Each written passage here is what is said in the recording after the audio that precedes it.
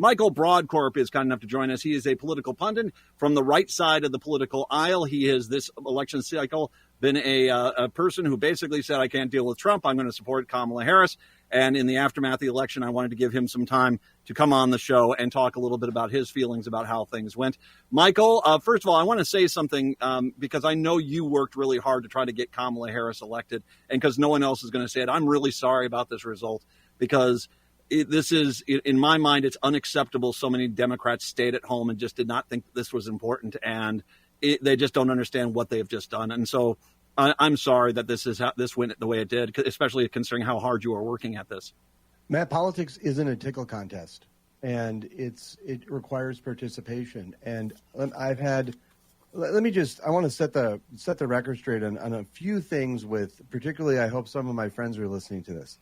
I chose to support Harrison Walz. I supported the Vice President Kamala Harris and Governor Tim Walz because I absolutely believed that they were the best thing that could happen at this point in our country and that their leadership was needed. I stand by that decision. I didn't place a bet. This wasn't like betting on the Vikings versus the Colts, which, by the way, Matt, we got right. But this isn't like an NFL game. I was invested in making sure that Kamala Harris and Tim Walz were elected, and they came up short. I absolutely stand by that decision. And the one thing I will say to some of my friends who may be listening is that I know a lot of you do not like Donald Trump, and I know a lot of you didn't like Governor Tim Walz and didn't like Kamala Harris, and you couldn't make that decision. I respect the fact that you voted and you participated in the way that you chose. But there is a speech that Teddy Roosevelt gave about the man in the arena. And I'm sorry, I'm not going to be one of those cold-dimmed souls that knows neither victory nor defeat. And I'm incredibly excited and proud of the choice that I made. I would make it 100 times over. I would do nothing different. And I am so proud that I made that decision. I had an opportunity to talk with and speak with so many Republicans in this state and nationally, who do not believe in Donald Trump, who do not like where the party is going. I would not exchange one of those conversations at all. I absolutely enjoyed it. The opportunity to work with so many thoughtful and considerate Democrats in this state and nationally, it was a rewarding experience. I'm a better person for it. I'm a better citizen. I'm a better believer in democracy for it. And here's what I will say just on this one point I want to make, and then we'll pivot to another. So I'll take more of your questions. But one thing I will say, what the vice president did yesterday is something that Donald Trump has not been able to do. Has not been able to do. She stood on stage. She accepted the election. And that is the greatest gift that Kamala Harris can show to this country and to the institution of democracy. Democracy was on the ballot yesterday. To my friends who say that democracy was not on the ballot, it was on the ballot yesterday. And Kamala Harris validated democracy. And so the election is over with. Donald Trump is the next president of the United States. And democracy was on the ballot, and democracy won. And I'm proud of the position I took. As a matter of fact, you bring that up. I mean, George Washington had a lot of flaws, personal flaws that were there. But one of the things that was really interesting, if you ever read about him, is they wanted him to stay in that office as long as he wanted. It was his office, and he himself established no, it's time to step aside, hand power over to the next guy, admit when you lose. That's what you do. And Washington, kind of set the scale for this. And you're right, Trump can't do it. I mean, Biden today, I'm talking about there's going to be a peaceful transfer of power. That's something that Donald Trump can't do and hasn't done. And it is kind of scary considering where things are going. You did get a chance, though. I want to make sure we mention this is not just in Minnesota. You did some national things. There were a lot of Republicans nationwide that you talked with that as well just felt as like, okay, no, Trump is definitely not the right answer for this country, correct? Well, sure. And I want to remind our listeners, Minnesotans agree with that. I mean, let's be clear about something. We do. I remember being on stage when I was working for the Republican Party of Minnesota in 2006, and there was a blue wave that swept across the country. And Governor Tim Pawlenty was the only Republican statewide that won in this state. Fast forward, we are now 28 years later, past that, if my math is correct. Tim Pawlenty was the last Republican to stand on stage and win statewide. The Republican Party in this state suffered a massive defeat on Election Day in this state. The Republican-endorsed candidate for the United States Senate was trounced in the polls by Amy Klobuchar. She won a very strong 16, I think it was. Was it 16 points? Yes, fourth term in the United States Senate. Kamala Harris and Tim Walz won this state. I want to remind our listeners, to the Republicans that were supporting Donald Trump, Tim Walz beat you again on Election Day. And then I live in the 2nd Congressional District. The most underreported piece of election news so far is the sweeping victory that Congresswoman Angie Craig had in the 2nd Congressional District. She won by double digits. A hand easily defeated Joe Tarab in that election. And so the Republican brand in this state is still suffering. Republicans have continued to lose statewide elections, 13 presidential elections in a row. They have lost this state. It's the longest streak that exists in the country. And so the Republican Party in Minnesota has a lot of challenges. And while, again, just to close this out, when Democrats were celebrating nationally in 2006, they didn't win the big prize in Minnesota. They didn't win the governor's race. And just on that stage on election night in just a couple days ago, Donald Trump won all across the country. Republicans have control of the U.S. Senate. They have control of the U.S. House, and they now occupy the presidency. And none of those victories were won by what happened in the state of Minnesota. And that's something that Republicans have to understand. I asked a Republican to why that was today. I said, why do you think that Trump didn't succeed? And it's because Minnesota has a high population of educated people and a high population of educated women. We have women with degrees, and they vote. And that's something Minnesota should be very proud of. It should be also noted for Illinois, as for Washington as well. We're also listening here, kind of similar trends. All three of those states going for Harris Walz.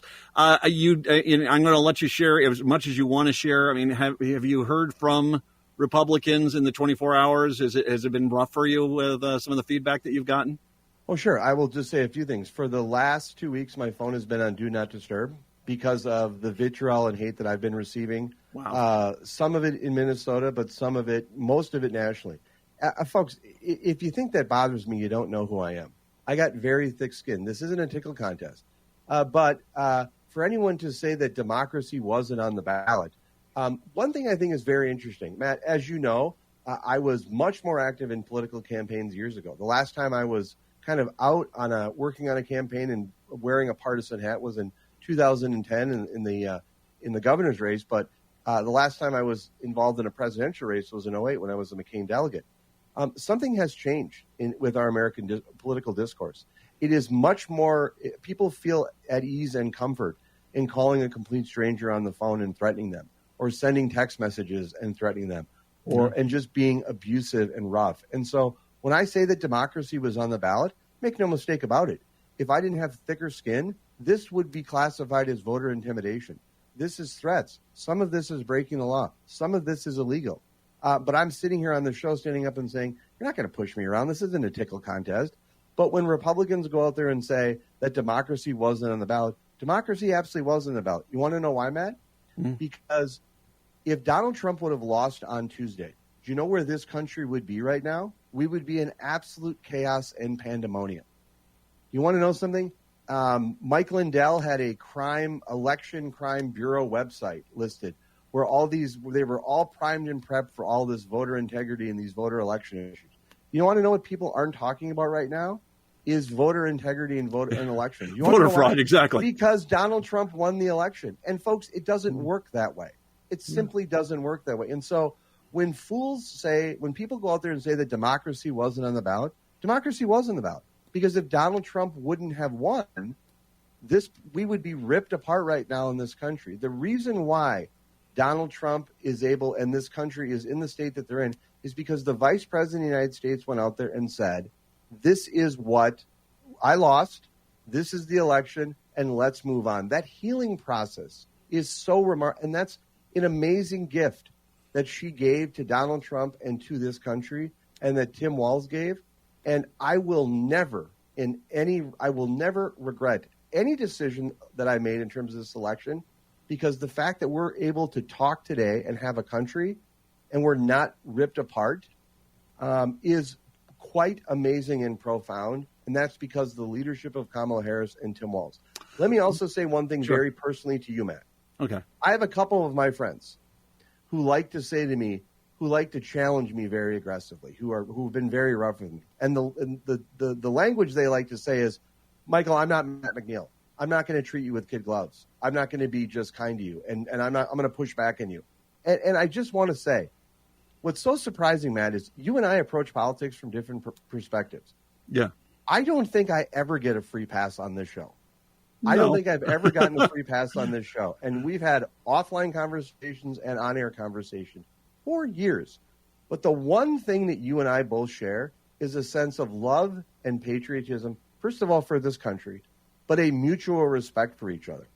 And I have to say to my friends who say that they're not going to treat me like Matt McNeil does, I have a piece of advice for you. Start treating people like Matt McNeil does. Because this is someone who opens up his airwaves to someone who approaches things from a different ideological perspective, from a different partisan perspective. And every time we're on the phone, every time we're on this air, we sometimes have a disagreement, even about the Viking stuff. But we leave this table, we leave this conversation respecting each other. And this is exactly what needs to happen more in politics. Yeah. And I'm so proud of the opportunity and appreciate the opportunity to come on your show. Well, thanks for the nice words. And I mean, I don't want you to necessarily, it'd be great if everyone agreed with what I want in this world, but that's not going to happen. I long for the day where we could both sit down and say, we want better schools. Yes. Okay, what's your plan? What's your plan? Let's work out a solution. Those days are gone because one side of the aisle is everything has to be our way 100%. You got it, man. And even when you have like a border security bill where Lankford is involved in the bill, one of the most conservative senators, it still is not good enough because they don't want success on that. It has to be killed so that it can be a political issue. And I'm not a big fan of that in any capacity. Let me ask you this. I mean, a final question for you. Where does the Republican Party go? I mean, obviously you're still not going to be a big Trump supporter. Is this the time that, is there discussion, thought process of maybe trying to venture out and, if this is MAGA is going to take over the Republican Party, that's not me. Yes, that's actually where it is. Man, I will never identify with MAGA. And here's the lesson that's going to happen. You're already starting to see this. You see, the lesson here from the election is Republicans should be looking at the map, and they should be seeing all the red around us and why this state is blue. The bottom line is Donald Trump and MAGA politics are radioactive in the state. It is not a path to victory. But what has happened since Election Day? Royce White has announced that he's running for the United States Senate. I know. And he was endorsed the last time. There's no reason to think he's not going to be endorsed. Yeah. And Republicans are going to double down on this failed strategy. And so I have to say to you something, is that I consider myself, I have voted Republican more often than not, but I don't think that the type of thoughtful introspective that Republicans need to have, that I've certainly had since the Election Day, is where the Republican Party is going in this state. They're going to double down on MAGA. They're going to double down on Donald Trump. And there is absolutely no reason to think that Royce White is not the front runner to get the endorsement for the United States Senate against Tina Smith. And that's where the Republicans in this state are simply not serious. And so what I will say to you is that the most thoughtful conversations I've had with Republicans, with people of politics this year, have been Republicans like me, independents in some ways like me, and like-minded Democrats who want something better for this country. Like I said, I'm sorry you stuck out. You fought hard for Harris, and I'm sorry this is the outcome we got. I want to say hi to all the Republicans who are listening. Hi, thanks for listening today. That's great. You're fans. And we'll definitely talk more about the Royce White thing. Tomorrow, you're going to come back. We'll talk a little of the Vikings football stuff. Oh, yes. We got a big game this weekend. All right. I'm so excited. Is it Jacksonville? I don't know if that's a big game. We can't sell it that much, man. Oh, every game's it's a must win, man. It's must win. Michael Brodkorb, michaelbrodkorb.com. I'll link to all that a little bit later on and get his book. It's right here on one of my favorite pilots. A fantastic book. The Girls Are Gone. You need to read that book as well. Michael, thank you very much. I appreciate the time. Thanks so much. Have a great day. Take care. We'll take a break. Come back. It's the Matt McNeil Show.